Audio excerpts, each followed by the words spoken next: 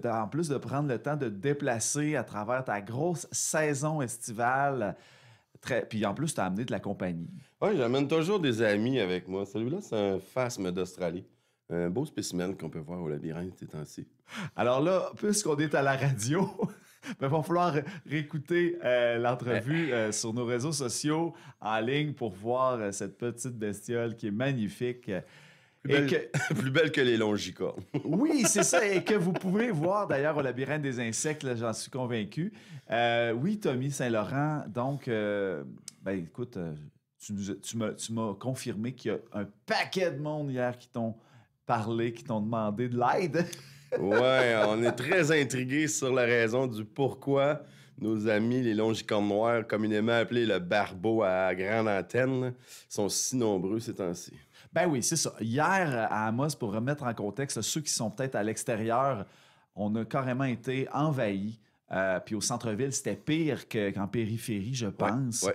Et bon, alors tout le monde se pose la question, il y en a qui font leur recherche, mais nous, on voulait aller au cœur du sujet avec Tommy Saint-Laurent. Donc, Tommy Saint-Laurent, pourquoi aujourd'hui particulièrement et pourquoi les longicornes sont là en si grand nombre hier, depuis cette semaine? Ben, en fait, c'est un phénomène intéressant parce que ils sont dans l'ordre des choses, c'est des coléoptères qui sont très actifs dans la fertilisation des sols.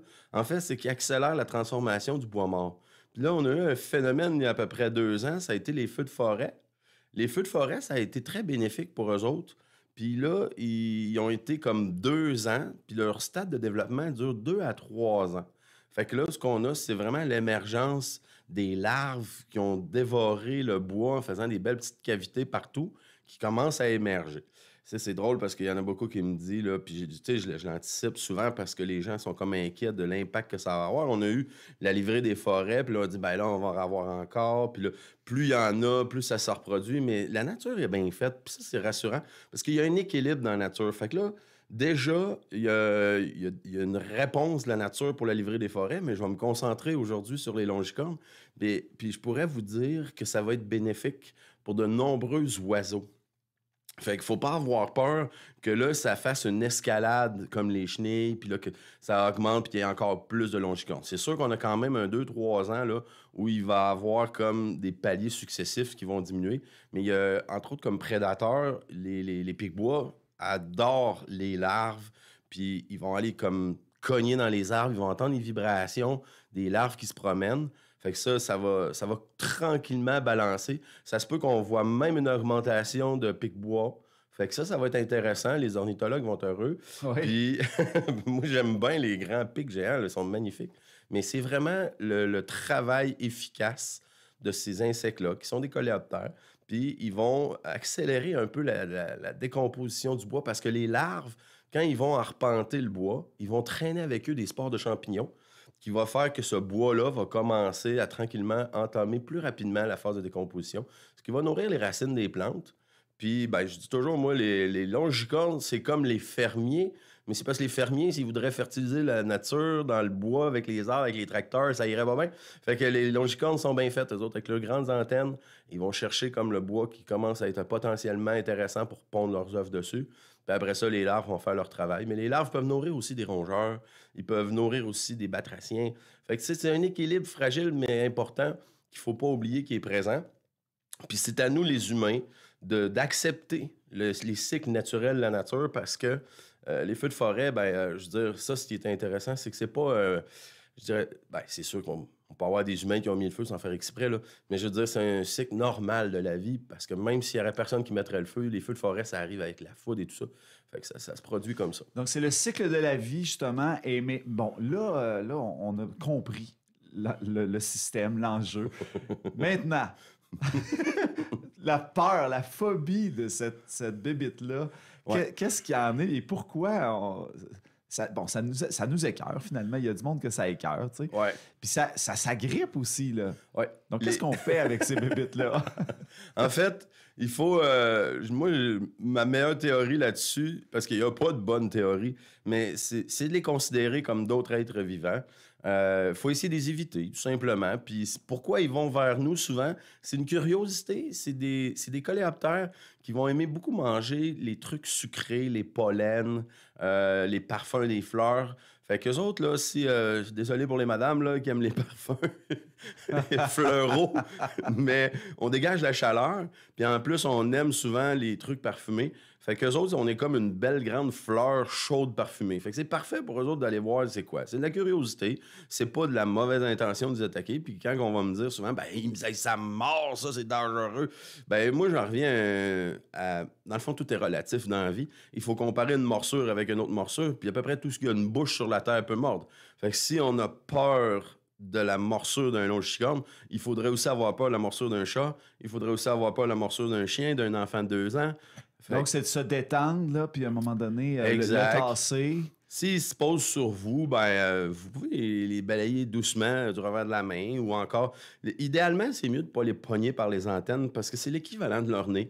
Fait que, pour être honnête, moi, j'aimerais pas ça me faire pogner par le nez. Fait que, c'est un processus simple. Mais il y en a qui survivent pas longtemps, là, une fois qu'ils ont touché quelqu'un. Là. C'est ça qui arrive aussi. Oui. Alors, là, surtout qu'il y en a beaucoup, là, il y en a peut-être qui vont s'amuser à les écraser.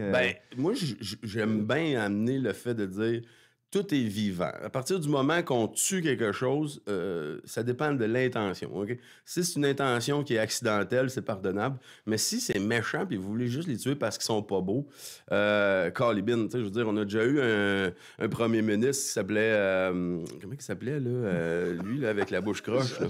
Jean Chrétien. Jean Chrétien. Il était pas très beau. Personne l'a écrasé. Fait que... c'est pas que la comparaison. Mais c'est pas une raison pour tuer quelqu'un parce qu'il est pas beau. Fait que c'est de même aussi dans le règne animalier. Donc, mais Tommy Saint-Laurent, ce qui est important de comprendre ce matin, puis je pense que toi, tu fais bien ce travail-là au labyrinthe des insectes, c'est de démystifier, de sensibiliser les gens à la nature, au cycle de la nature et d'apprendre à les apprécier, même si ça nous écœure. Exact. L'objectif est toujours de rendre ça positif puis d'en voir aussi les bienfaits parce que c'est facile de tomber dans le dégoût. Parce que ça, tout le monde peut faire ça. Puis toujours se rappeler que les stéréotypes, c'est la définition que les gens se font eux-mêmes de la beauté. Mais la beauté appartient à celui qui a l'œil qui sait l'apprécier. Fait que l'objectif dans ce qu'on fait, c'est d'ouvrir un peu vos perceptions puis les voir autrement. Bon, ben c'est une belle finale, ça, Tommy Saint-Laurent. Puis écoute, en terminant, tiens, les heures d'ouverture pour aller te voir au labyrinthe des insectes. Oui, pour la période estivale, là, aller jusqu'au 1er septembre, on est ouvert du mardi au samedi. Puis on rouvre à 9h30 le matin, on ferme à midi. On rouvre après ça à 13h30, puis on arrête d'accueillir les clients après 16h. Fait que si vous venez, c'est idéalement... mieux d'arriver aux heures d'ouverture. C'est un peu comme ça qu'on détermine l'ordre des 4 parties d'activité pour les clients qui viennent. Et c'est sous réservation ou on se présente là? Non, c'est pas sous réservation. Les réservations durant l'été viennent, mettons, pour les activités de groupe ou tout ça. C'est plus dur un peu pour nous parce que justement, on est ouvert du mardi au samedi. Là. Mais après ça, là, on peut se remettre à faire des événements, des fêtes, des écoles, des CPE, des camps de jour, etc. Fait que pour la période estivale, là, vraiment du 24 juin au 1er septembre, vous venez sur nos horaires normales. On les a mis à jour sur Google si vous n'êtes pas sûr. Puis on a notre site web. Puis même, je vous invite, si vous voulez en avoir plus sur le longicorne, d'aller sur notre page Facebook. On a ressorti l'article que j'ai produit pour le Cercle des jeunes naturalistes. Un article qui a fait sensation. Fait que vous pourrez en apprendre plus sur les longicornes. Ben, sinon, vous allez à la maison Tourisme Amos Aricana pour plus d'informations. Merci beaucoup, Tommy Saint-Laurent. Ça a été un plaisir de te voir ce matin.